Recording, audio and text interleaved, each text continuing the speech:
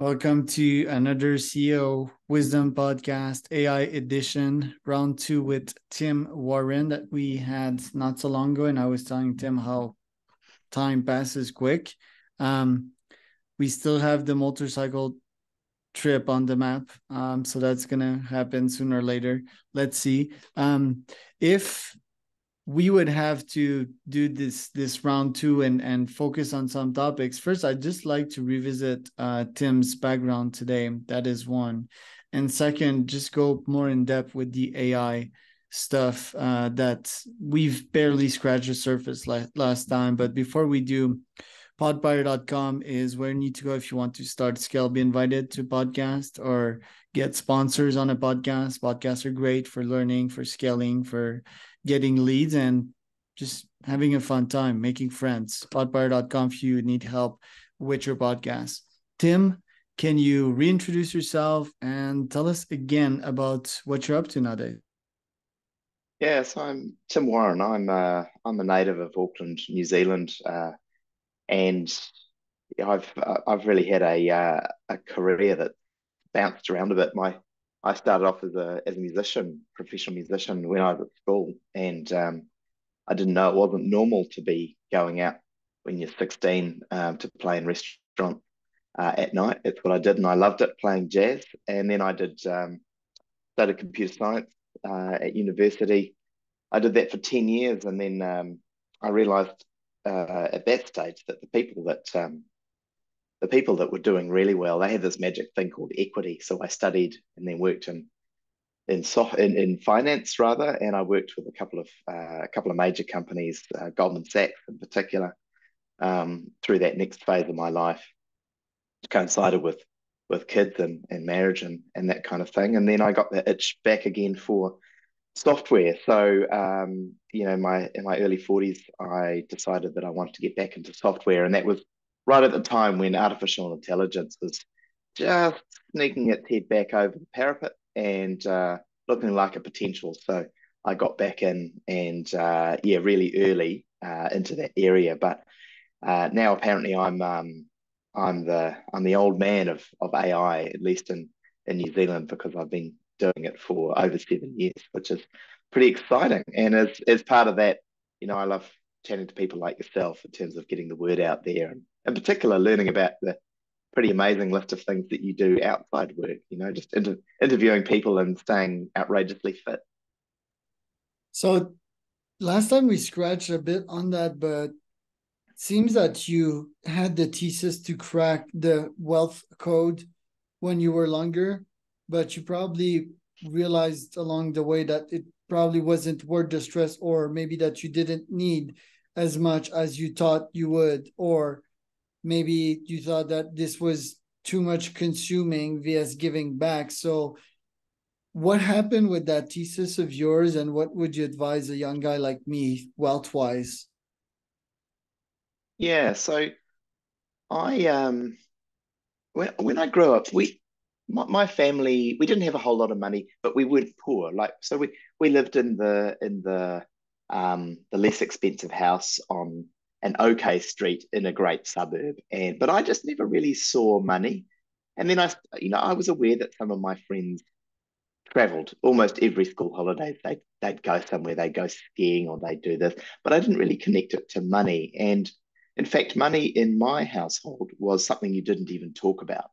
And that's a thing, it's a bit of a New Zealand thing, possibly from the UK, which is where so much of our heritage comes from. Money wasn't something that you really talked about. It was uncouth. It was uncool to talk about it. So when I started working, I was just working because I wanted to challenge, and I was working initially kind of as a general tech help guy in a software company, first employee, and then using what I'd studied, which was software engineering or software computer science in those days. And it was then that I started being aware of money more because the owner of the company was doing very well, and he could go out and buy a Porsche or a Ferrari or a Lamborghini, and these are all real cases here. Um, I started to think about it, and that's when I started to learn about it. So I think the key thing is understanding that, I don't think one wants to pursue wealth for its sake. But if you do something where you're good at it, then this can result, like success must ensue. You don't want to pursue it per se. And if you get um, if you get into an area where you're valued and you enjoy it, then it's not so much like work. And I know that's a bit of a common saying, these days, which is do something you love or you don't work a day in your life. It it's not quite true. I think that's kind of been taken advantage of recently by people who actually aren't prepared to work hard. Sometimes you still have to. And I believe that you achieve balance through movement, not through stasis. So it's not that you do one thing and then everything works out. It's much more that you realize there's a bunch of things that you love. And if you can focus around that, it's good. Outside of that, there's a bunch of things that you don't mind and and you will do, and they line with your values and people will pay for. You still do that. And then some stuff that you don't really want to do, but you have to. Now, there's a lot of people, I think, opting out of that third bracket, especially. They say, oh, you know what? No, I don't want to do that. I don't actually want to work very hard. I want to work smart, people say. I don't think that's working smart. And I think I saw, who was it? I saw Barack Obama on a podcast yesterday. And he said, one of the sweetest sounds to a leader is hearing someone who just says, you know what? I'll sort that out for you. I'll just get that done. You don't have to love every single minute of it. And I've spent a lot of my career doing the graft, doing the hard work. And, I haven't really done the all-nighter things. I know that happens. I'm not talking about doing that all the time. But if a third of it you love, a third of it you don't love but you can do, and then another third of it is just hard work, if you're the person that does that, that becomes a path ultimately to being very good at what you do in a way that you solve other people's problems. When you solve other people's problems at scale, and that's something you do with, with lead generation, when you solve problems at scale, not just one off, but for many people, or solve a large problem for a small number of people, that's when you can benefit from a wealth perspective. Now, I think you can pursue it just for money. And I say to people, they say, oh, I just want to get rich. I just want to get rich. I say, that's easy. Get great marks at school. Go and do commerce, finance at university. Get straight into a top investment bank. Work 7 days a week, 30 hours a day throughout your 20s. And you can probably retire when you're 30 and have the rest of your life just living on the millions of dollars that you've got in the bank. Um, and I describe it a little bit facetiously, a little bit extreme, but people I see who work like that, they do end up with a lot of money. That said, they don't appear to have a soul that's left after that, and they do seem rather broken. Some of them are able to keep their health going, but it's often that doesn't happen. And that's why I think if you just pursue it for the dollar, you don't maximize the dollars. Uh, I don't think Bill Gates set out to just become ultra wealthy. I think he set out to solve hard problems that had never been solved. And as he kept doing that, and as he kept doing something that he was good at, and let's not forget, he wasn't just good initially with code. He was also good at motivating people to create code that solved problems. And when he did that, he created these outcomes. And he also had the awareness to leave and hand over to Steve Ballmer at the time that he did. Um, Steve Ballmer arguably, may not have been the right choice, but he ran an organization that was pretty extraordinary at the time and continued to be so. But now they're Satya Nadella now is an exceptional leader. Now these people are all wealthy, but I don't think any of them have probably sought wealth. And I think that you can apply that across the area. And you look at those things on your list there. I would say that your lead gen things that you do, that you probably do that. I'm sure that's a way that makes you good income. But I know people who or know of people rather, who are exceptional in a fitness area. And they end up doing this in such a way that before they know it, they're getting sponsorship, and people are paying for them to go to races, and you you get a name on your shirt, and you win with that shirt on, and you find this is an income. And I was just running because I liked it, or I know someone who's a professional racket sportswoman, and she just concentrated really hard and found that she was always playing the top men, and then ended up getting sponsored, and she does it because she loves it. And so I think that's the thing, is be drawn through because you love something, you're good at it, and other people need it, but don't do it just for the money. Hmm. It's a long answer, sorry. No, it's a good one. If I can sum it up, I'd go more with a scalable life rather than to think that I will have the money in the bank and it will solve all my problem. That seems a bit drastic, same for retiring. And I think most humans, at least the ambitious ones, they're meant to have a purpose in life and to work on Mm, something that is interesting for them. I think money becomes just an excuse to spend your time somewhere and gaining something from that time, that life experience, and so forth.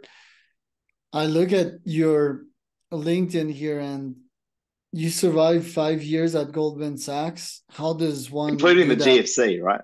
Yeah. How does um, one do that? be useful, be excellent. So again, aligned with that, the brackets of work, the stuff you love, the stuff you can tolerate, the stuff you don't love. Um, I didn't differentiate. What I looked at was the problems that needed to be solved, and I just went in there. And I'm one of these kind of pragmatic optimists, and I love optimizing, solutioning, and I think I was fortunate in a way because I went into Goldman's with the background of having worked at a fairly high level in software development and running and expanding a company.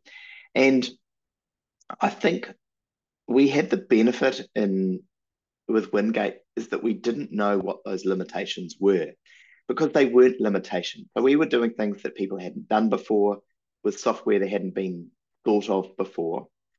And so we didn't pick up books like this, like I don't know if you can see. Yeah, there you go. I'm reading this book at the moment, the 22 Immutable Laws of Marketing. Well, one of the first things it says in here, and I'll just read it out, the law of leadership, is you have to be first and then you'll always win. And the example it gives is Kodak. And this is the old school. This book's the old school, right? And some of it's good, but some of it's just plain wrong. So we didn't read books like that. I didn't know what marketing was. I didn't know what distribution or I didn't really know anything about sales. We solved a problem, and then when people talked to us about it, we explained how to do it. And some of it was hard graft. Maybe 50% of it we didn't really want to have to do, but we did it. We wrote manuals and installers, and that stuff's, that's a bit boring. But you find a way. What I worked out is that if I can solve someone's problem, they're going to buy the software. And I was paid $25 an hour. It didn't matter how much software we sold. We could sell none. I was paid 25 an hour. We could sell all of the software in the world. I was paid $25 an hour. I didn't do that for the sake of generating more revenue. I didn't get a bonus in generating more income. So I did it because there was a big problem and we could be first and we could make up the words about it. We were a couple of dudes with another couple of friends lurking around, all in our 20s, coming up with ideas and trying it. We'd put something together in the morning, we'd put it out, and then by lunchtime, someone would say, "This is cool," and they'd buy it, and that would pay for lunch. Money came at the end. It wasn't that goal. And so when I took that idea, I didn't know the word entrepreneur. I still don't really like it. Don't like that word. Um, when I took that idea into Goldman, now I came into Goldman in the role of a business analyst. And I was hired by someone who, I don't know what they saw, but they must have thought, oh, look, here's someone who will just get shit done. And I did. And so they gave me a couple of problems. Um, and I didn't understand it. And I said yes, because I can learn fast. So they told me about the stuff. I said yes. And then um, I called up a friend of mine who'd worked in one of these mythical investment banks. And I said, what does a business analyst even do? I'd never heard of it. And my friend called Stephen, he's like, oh, business analysts, they translate between the business needs and the technology. I thought, oh, I can do that.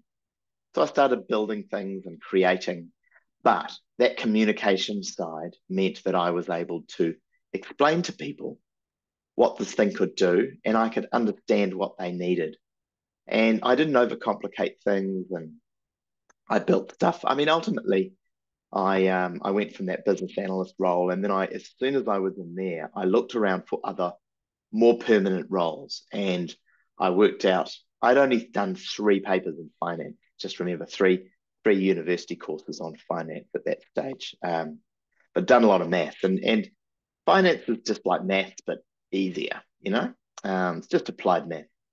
So I just kept learning in the background. I read a book a week, and I would sit in meeting the quietest person because I knew nothing. And I would listen and I'd write down all of the words that I didn't understand. And then I'd go to Google and I'd read about them. So I'd be the person in the meeting on day one, on the Monday, with the least knowledge.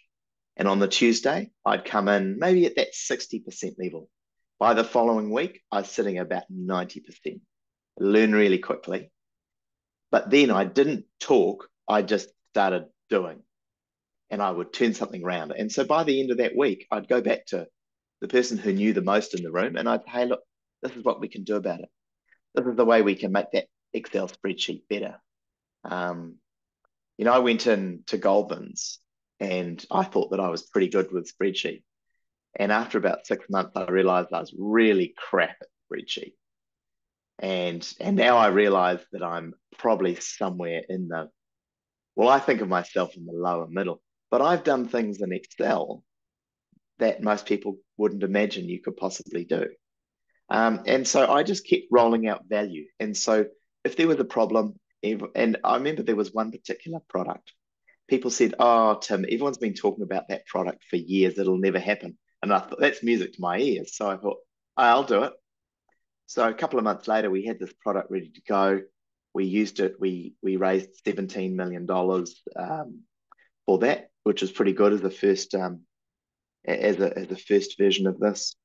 And the company was happy, the clients were happy.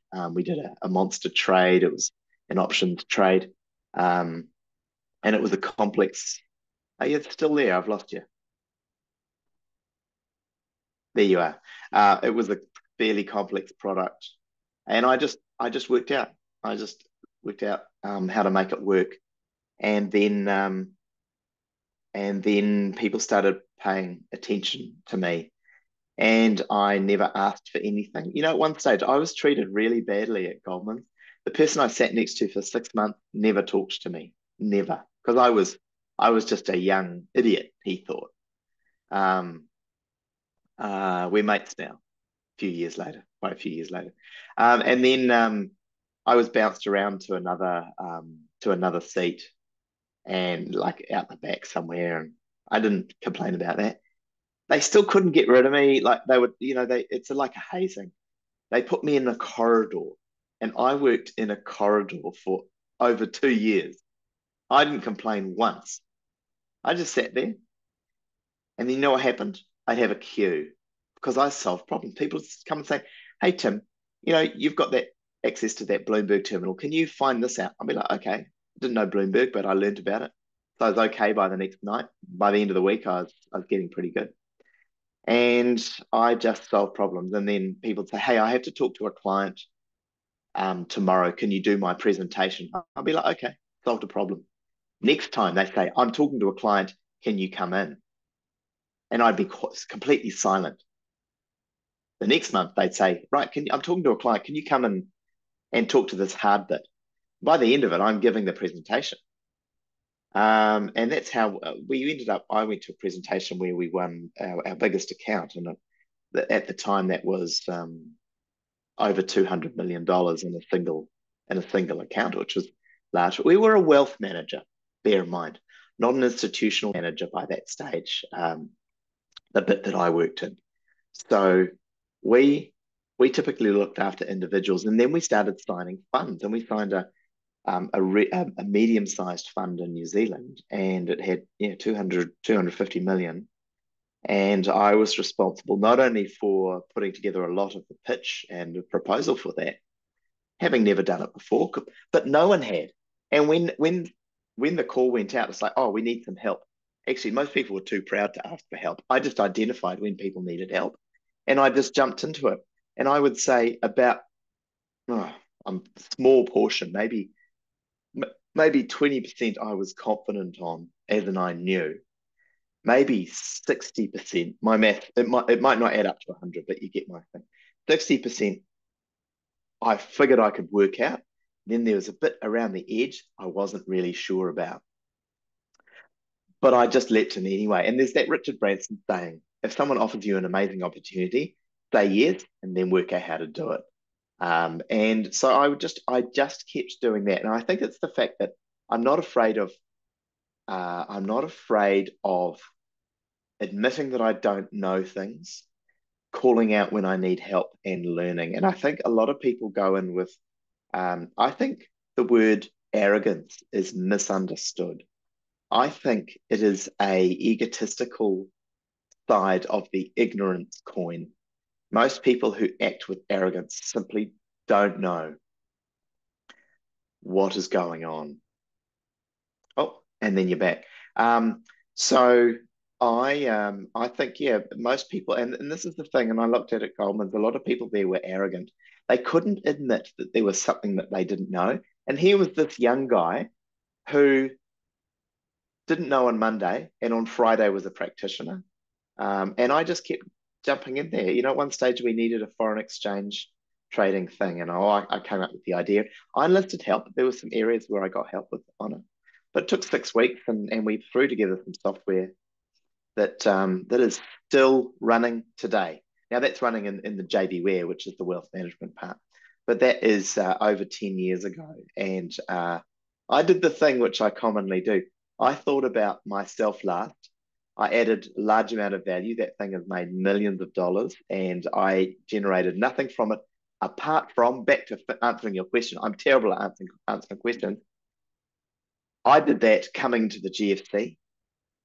And so I was the person that had created a new business that was going to make over $1 million a year and cost nothing. And that's the person that you keep around. Be useful. Be the person that does the hard stuff that no one else wants to or knows how to do. And I didn't have to know how to do it, but I just had to make an effort. And they're like, well, you've got two people. That person, they were good at this thing, but that's not useful at the moment. And they're not going to be the right person right now. Or there's this person who doesn't know how to do it, but is prepared to give it a try. And if you're that person, especially earlier in your career, you just rip into things. And the upside has to be substantial. I never looked at it from the upside from dollars. I looked at the upside from me learning, generating value. I mean, I have those words for it now. At the time, I didn't know, but I was curious, and I had people towards the end of my time at Goldman's and JB Ware saying, "How did you do that? How did you go from being the IT guy to the chief operating officer in 3 years? Were you just lucky?" And every time I hear that, I just know that it's like, well, I've probably done something that they couldn't possibly understand, which is usually involves taking measured risk. I think ultimately I measure risk relatively well, and I've done it innately when I was young, and now I do it a little bit more explicitly.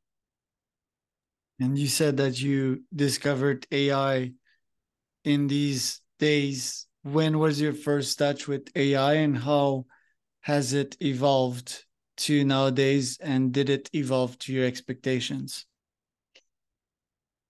So uh, I I did. There was, from memory, there was one course at university that we could do around the concepts and the science behind artificial intelligence. And it was quite nebulous at that stage. It was a bit ill-defined. We had what I would say, the kind of the third level, the very high level understandings. And we looked at things like the Turing test and, if you could demonstrate what looked like a human level of intelligence to another human, then, you know, it's that philosophical question. If you can't tell it's not human intelligence, is it human level intelligence? So it was at that stage. So we had a bunch of ways of defining and describing what this looked like and a few examples of how to achieve it.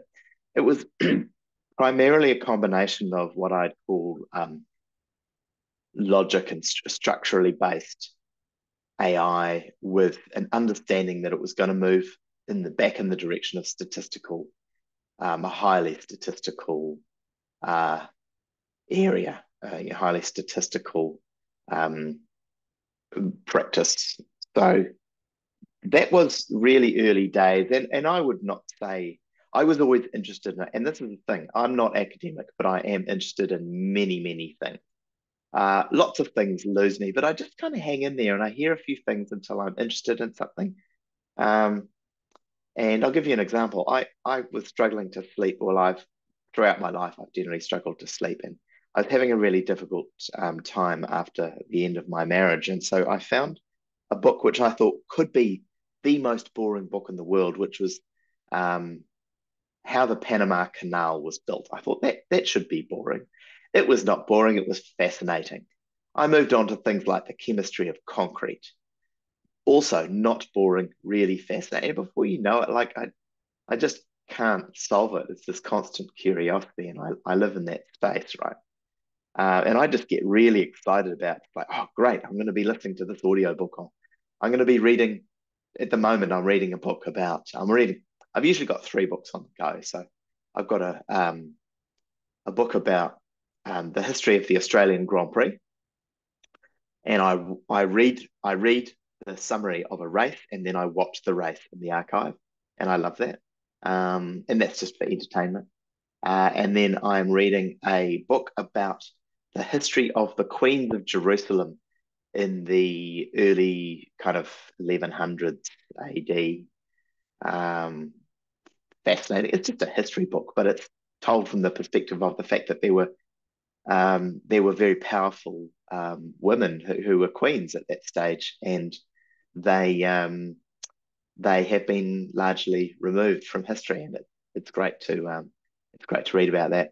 And then I'm reading another one, a fiction book about the first AI humans and how that might work. It's a book about philosophy.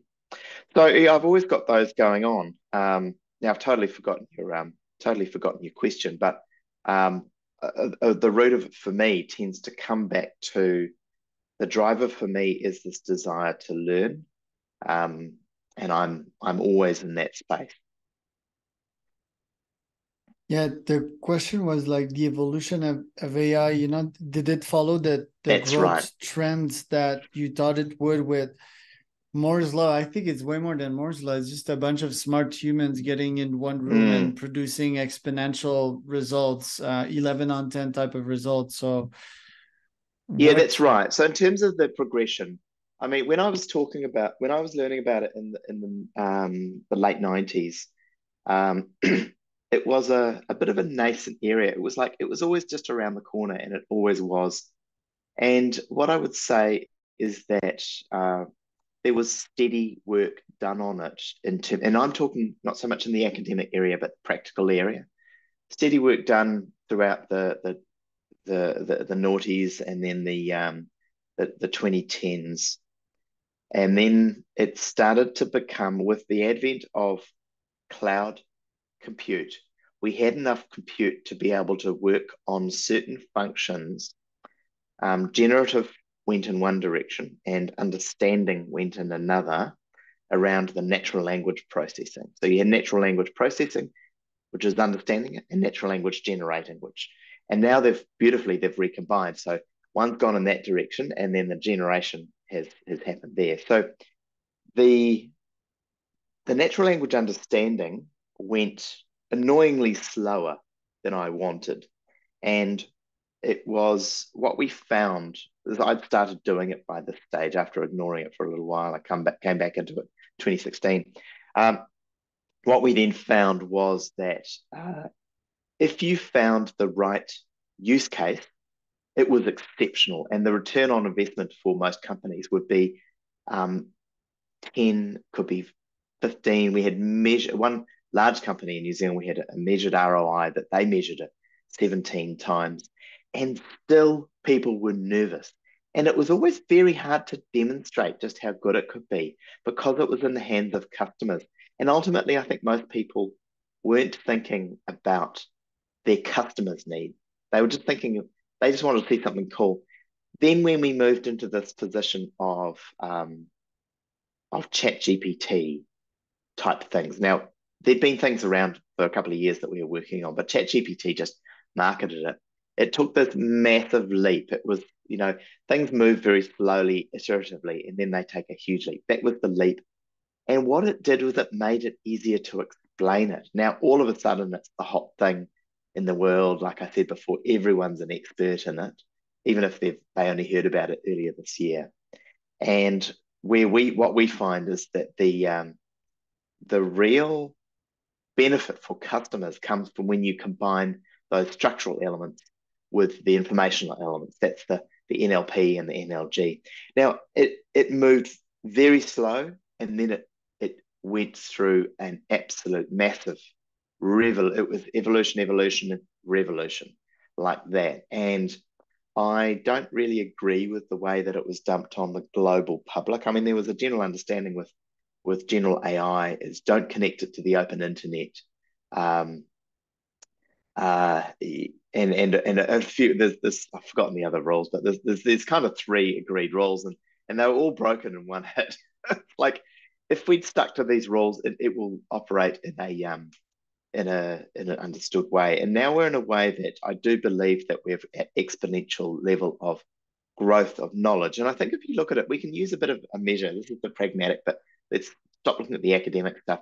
At the beginning of the year, GPT, and there's various instances, but most people think of Chat GPT from OpenAI, was a bit hit and miss solving high school level exams. Now it's able to solve essentially most graduate and master's level exams, so university level exams, most, a single thing that can solve most of them. So it's gone from being like a 15-year-old that thinks it knows stuff, but maybe he's missing a few things, to a fairly incredible academic in 8 months. What happens in another 8 months? We could be beyond. I mean, I think Moore's law is a really good thing that roughly compute power will double over a 2 year period, and then I think it was revised to down to 18 month period. And we're sitting in that. So if this thing over 2 to 3 years becomes 10 times smarter than where humans are, where does it go from there? I think the capability moves to a level where we won't actually have the intellectual capability to understand its intelligence. Just as an ant cannot possibly conceive how intelligent a human is. I heard an example the other day that two humans can sit with two chimpanzees, and you can agree on some basic stuff like food, right? If the humans talk about quantum physics, the chimpanzees just think, oh, the humans are communicating. They cannot possibly understand, well, not that I'm aware of. I'd love to think they could, but they cannot possibly understand what we are talking about. And there is a potential that things will move in this direction. So, yes, it has shocked me how fast it has moved. I thought there would be something in between the steps of, call it 2020, and then in 2021, the world, including people like me, realized what you could do with transformers and attention networks, which are the key things that enabled this human-like experience. And it for me, and I know, I'm not, like I said, I'm not academic, but I'm a practitioner. I was pretty gobsmacked. This was a jaw drop moment for me. And I immediately got out there and started presenting to people, and still people just wouldn't believe what it was capable of. So I'm blown away, and I think if you're not blown away, you just don't understand it. I think the people right at the top, Sam Altmans and those kind of people, are completely astonished by the capability. And this is, I had the classic thing. I've got a couple of kids. One of them goes in and asked it a question, and it didn't come out with a perfect answer. And he said, "Oh, it's rubbish." He walked away. But in 1 month, it could have doubled in capability, because certainly it has. And it's gone from school level to senior graduate level in 8 months. And I believe we'll still be able to understand it in a year. And then I think if it's able to improve itself by that stage, if it's Bayesian, if it could take its own outputs, refine it, and improve that, pass it in as inputs, and carry on, you've got machine learning. So machine learning squared. I think humans are you want to maintain access to the kill switch at that stage. So has it moved incredibly fast? Yes. It doesn't move in a progressive way. You get iterative, and then you get this revolutionary change. And we've been through one, and I think this change is bigger than the internet. It's bigger than the industrial revolutions. This isn't an industrial revolution. I think that's really important to understand. This is a cognition revolution. And we kind of defined humans as there was two classes of things. There was rocks. There was everything that had some level of function of intelligence that was not us, and then there was us. And now we've used our own level of capability to create something that can be more intelligent, more capable than us. And at the moment, it's like having a genius kid. That kid still needs you. And I want to, kind of with artificial intelligence, general artificial intelligence, I want to continue to be needed well into the future. I just don't know the outcome to that. Everything becomes philosophical at this stage, but it's pretty exciting. It seems to me that we're gonna crash the system, folks like you and I, because my next question was like, how far are we from me ordering an AI agent to go make some money for me? I give it access to all my accounts, my bank accounts too, and then it starts sending a bunch of cold email. It starts sending payment links to clients. It starts asking these clients for access so that it can manage their accounts. It gives them all the indications. It responds the client automatically all their questions. It can help them with a bunch of things, and it just creates more, and it just buys more Apollo account of mine. um, okay, there's no more money left on the credit card, and go access the bank account and clear some money, and then buy 20 more accounts. And with that prediction, you can get 100 more clients. So it seemed it would almost like in a couple of days saturate the cold email game and get like a good part of the market until someone else can do it. And it doesn't seem like rocket science to do that. I mean, if I can do it, I have a simple brain. I get tired. I don't have energy all the time. Plus, Mm. I don't reason as an ultra capitalist should reason. Just check out the statistics and experiment and do more of that. It doesn't look like rocket science. It could also be salesy, way more than I am.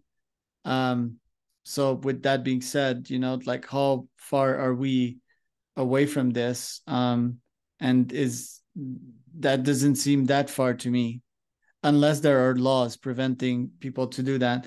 In less than 2 minutes, what's your answer here? I think you're right. I think you summed it up in the last thing around laws. And my view is that we probably need to move to that position of having some kind of a global compact along the lines of the UN, responsible investment approaches. I think we've got all the technology today to make everything that you said happen. The question is, do people's broader philosophies come in where they start thinking a bit more like a human, less like a capitalist machine, to enable a good outcome for the wider people? I think this is where, if you pursue individual goals in the short term, I think your individual goals in the long term will be compromised. I'd encourage good, active, positive regulation, and I'd be encouraging people to talk to their representatives globally around the world to make that happen. And you've got a bit of a platform for this. You've got a pretty sizable distribution of these kind of things, and I'd be encouraging people to be doing that. Thank you, Tim. Where can people find out more about you? Best place is LinkedIn. So come to LinkedIn, LinkedIn/in/TS Warren is where I am, and just mention your podcast, and I'll be, as soon as this is out, I'll be pushing it out on my channels, and hopefully lots of people will see it, and you can use those cold emails before you've got a robot doing it. And I'm Charles, host of founderwisdompodcast.com AI edition. That was Tim Warren.